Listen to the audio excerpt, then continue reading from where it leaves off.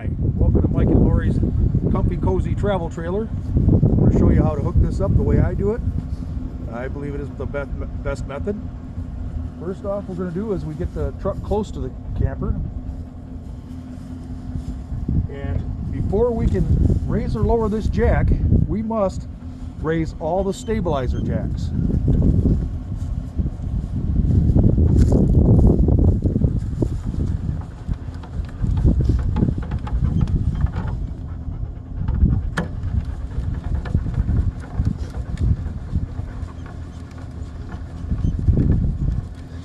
If you have your own drill driver, we have a tool that goes on the end of your drill driver that makes this go much quicker. But for now, we're using the tools because this is what we have on hand.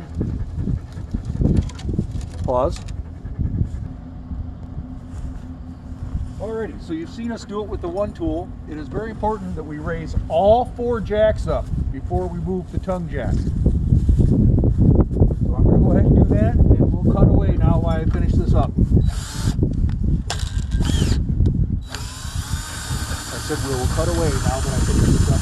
We have all the tools, or all the stabilizers retracted fully. All 4 of them retracted fully. Now we can back the truck up underneath the hitch.